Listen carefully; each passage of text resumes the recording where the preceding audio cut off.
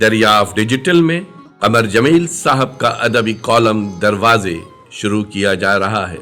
दरियाफ digital में कमर जमील साहब का अदबी कॉलम दरवाजे, जो कि नवाए वक्त, हुर्रियत और जसारत में शाया होता रहा है, यह हर पीर की रात 8 बजे नशर किया जाता है। समाअत फरमाइए कमर जमील साहब का अदबी कॉलम दरवाजे। आवाज़ व पेशकश जफर जमील। कमर जमील का अदबी कॉलम दरवाजे। उन्वान है बैरुल फसाहत या शायरी का अस्पताल। बैरुल फसाहत जो तसनीफ है हकीम नजमुल गनी साहब, मरहूम शायर भी थे और नजमी तकल्लुस करते थे, मगर इस किताब की तरतीब में भी शायरी की है।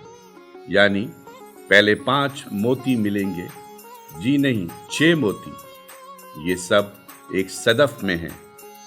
फिर 4 जजीरे हैं, पहले जजीरे में 6 शहर हैं, दूसरे जजीरे में 5 शहर हैं, तीसरे जजीरे में 3 शहर हैं। मगर लुत्फ ये है कि हर शहर में कई बाग हैं और हर बाग में कई चमन। और अगर आप इन सारे जजीरों, शहरों और चमनिस्तानों से ये खैर व आफियत गुजर गए तो आखिर में 2 सहराए अजीम आएंगे, एक अय्यूब कलाम का सहरा और दूसरा सरकाते शोरा का सहरा, यानी अशार की चोरियों का दश्ते बेआब।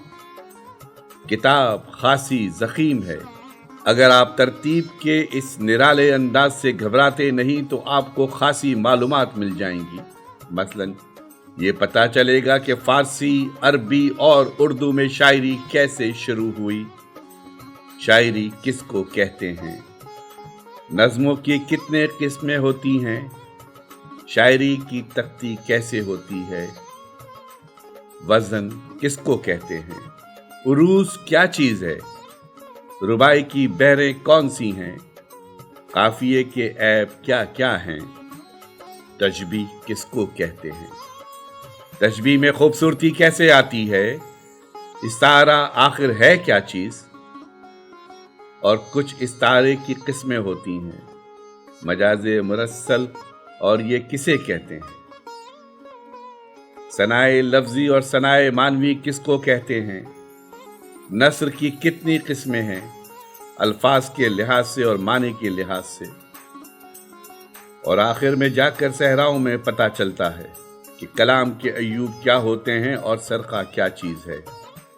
पहले तो हमें हकीम अब्दुल गनी साहब की लड़ाई मौलाना हाली से बड़ी दिलचस्प लगी। जाहिर है मौलाना हाली और हकीम अब्दुल गनी साहब, इन दोनों हजरात के जहन में कहीं से ये बात नहीं हो सकती थी कि राशिद और मीरा जी की आज़ाद नज़्म की तहरीक के बाद उर्दू में इतनी बड़ी तहरीक नसरी नज़्म की आएगी।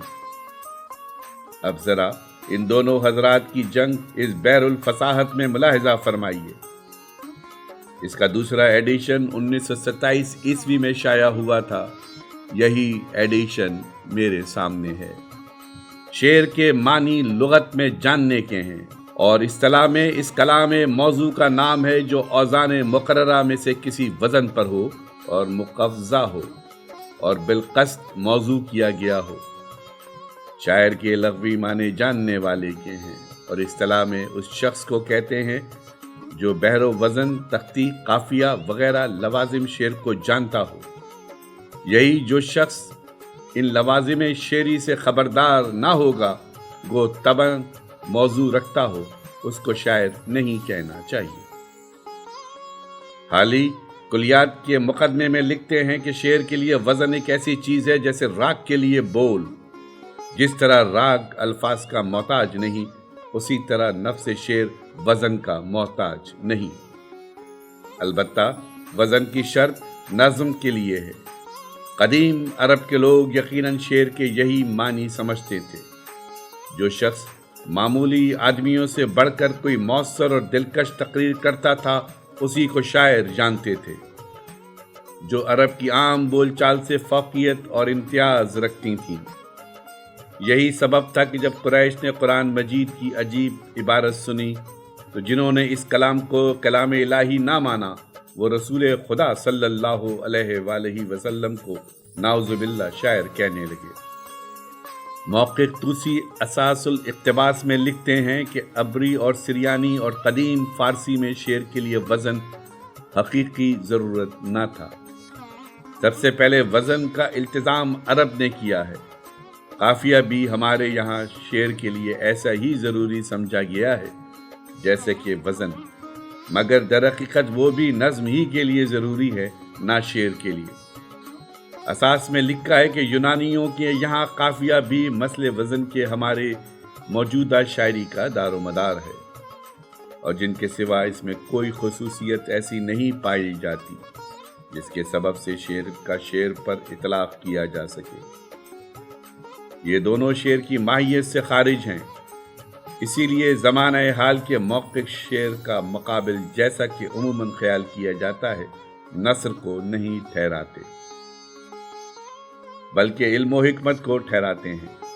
وہ کہتے ہیں کہ جس طرح حکمت کا کام براہ راست یہ ہے کہ ہدایت کرے، تحقیقات میں مدد پہنچائے اور روشن کرے، اور عام اس کے کہ کوئی محفوظ یا مستعجب یا متاثر ہو یا نہ ہو، اسی طرح شعر کا کام براہ راست یہ ہے کہ فی الفور لذت یا تعجب یا اثر پیدا کرے، عام اس سے کہ حکمت کا کوئی بڑا مقصد اس سے حاصل ہو یا نہ ہو، اور عام اس سے کہ نظم میں ہو کہ نثر میں۔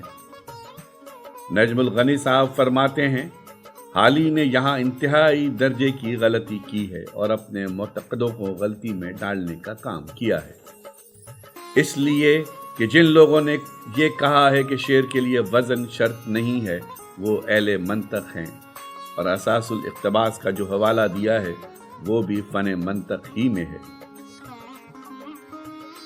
منطقین کی اصطلاح میں شعر اور چیز ہے اور شعراء کے نزدیک شعر اور چیز ہے۔ یہی حالی نے نافہمی سے منطقین کی اصطلاح کو شاعروں اور تعریف کے بحث میں ڈال دیا ہے، اور محقق طوسی نے یہ کتاب منطق میں لکھی ہے۔ یہاں نجم الغنی صاحب کی گفتگو تھوڑی دیر کے لیے میں یہ کہنا چاہتا ہوں کہ منطقیوں کو چھوڑیے، مولانا حالی تو خود شاعر تھے، آپ نے ان کی رائے کو اہمیت کیوں نہ دی؟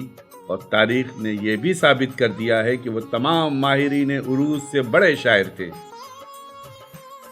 آپ نے آگے جا کر خود یہ لکھا ہے کہ ابو علی سینا نے یہ لکھا ہے کہ منطقی کی نظر قافیے اور وزن پر نہیں تخیل پر ہوتی ہے، یعنی شاعر کی قوت متخیلہ پر۔ آپ فرماتے ہیں کہ امام راضی جیسے عظیم فلسفی نے بھی ایون الحکمت میں یہی لکھا ہے۔